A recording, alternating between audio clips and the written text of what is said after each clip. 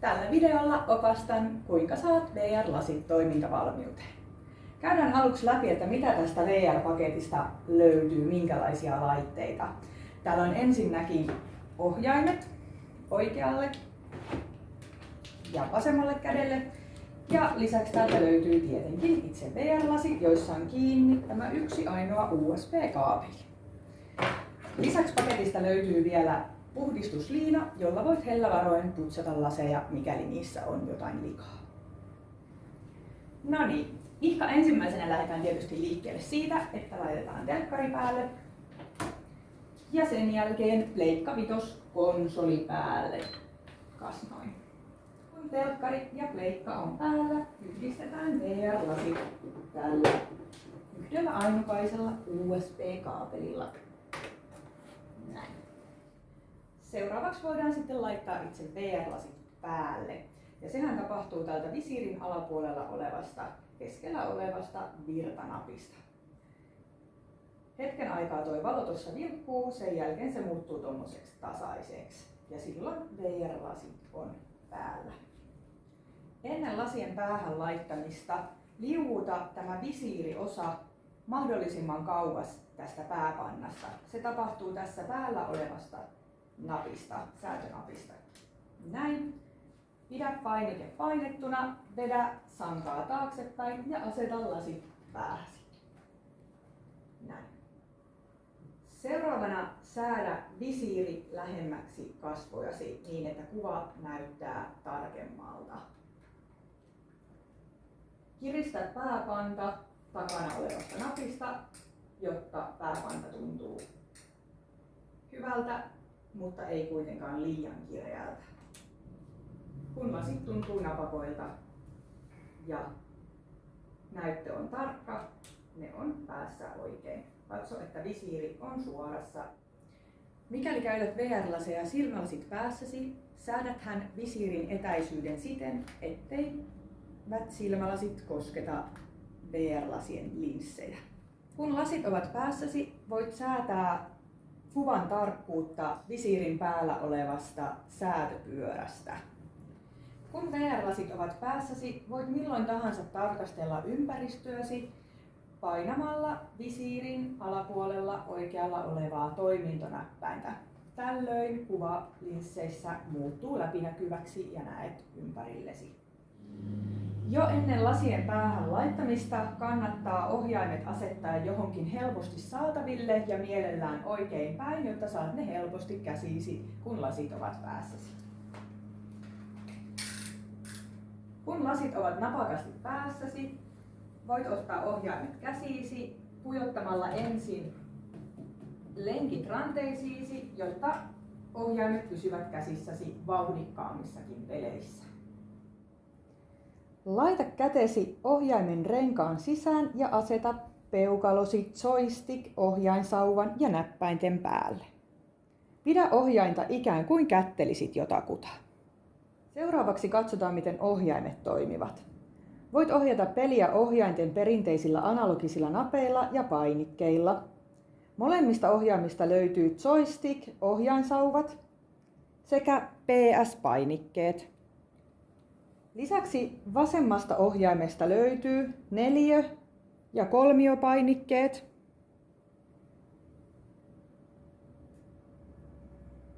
sekä Create-painike. Oikeanpuoleisessa ohjaimessa on puolestaan ympyrä- ja ruksipainikkeet, samoin kuin Options-painike. L2 ja R2-painikkeet ovat ohjainten etuosassa. Etusormesi tulevat näiden painikkeiden päälle. L1 ja R1-painikkeet ovat puolestaan kahvan keskellä. Näitä painikkeita käytetään helpoiten keskisormilla.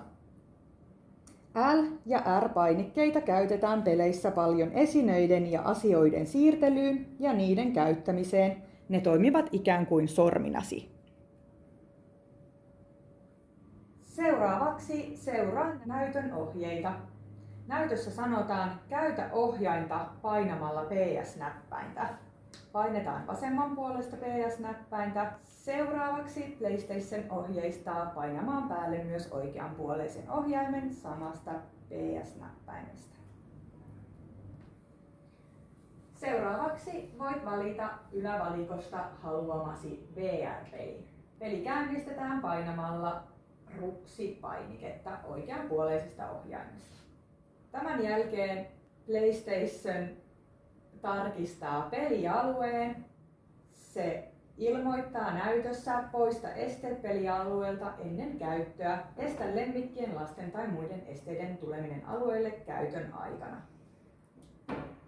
Joissain tapauksissa pelialue on jo valmiiksi määritetty tarpeeksi suureksi, eikä sinun tarvitse koskea pelialueen asetuksiin. Mikäli kuitenkin pelaat sellaista peliä, joka vaatii pelialueen uudelleen määrittämisen, tapahtuu se seuraavalla tavalla. Valitsen tässä vaiheessa 0 pelialue, jotta saamme määritettyä pelialueen uudelleen. Tämän jälkeen valitaan luo uusi pelialue. Tämän jälkeen PlayStation pyytää skannaamaan huoneen katsomalla kaikkialle ympärille, kattoon, lattiaan ja seiniin ja huomaamaan lasien johdon huonetta skannatessa, jotta siihen ei kompastuta.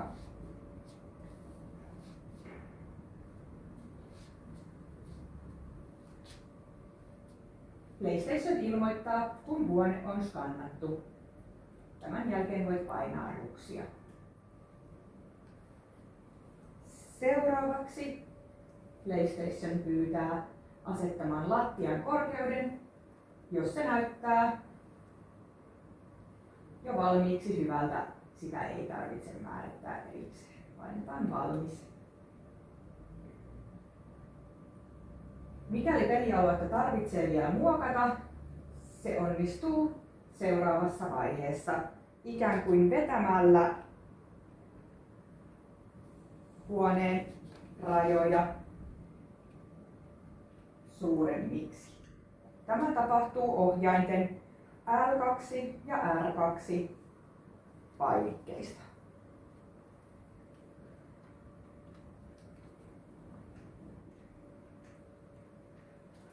Kun tila on määritetty niin suureksi kuin mahdollista, painetaan lopeta muokkaaminen. Tämän jälkeen PlayStation ilmoittaa, minkälaisia pelejä pystyt tällä pelialueella pelaamaan. Kun haluat lopettaa pelaamisen, ota ensin ohjaimet pois käsistäsi ja laske ne pöydälle läpinäkyvän näytön turvin. Tämän jälkeen VR-lasit otetaan pois päästä siten, että ensin painetaan visiirin säätöpainiketta, vedetään visiiri mahdollisimman kauas kasvoista. Tämän jälkeen painetaan pääpannan vapautuspainiketta, vedetään pääpantaa taaksepäin ja liuutetaan lasit ylös ja pois päästä. VR-lasit suljetaan samasta virtapainikkeesta, josta ne myös käynnistettiin. Paina painiketta tarpeeksi pitkään, jotta merkkivalo muuttuu punaiseksi.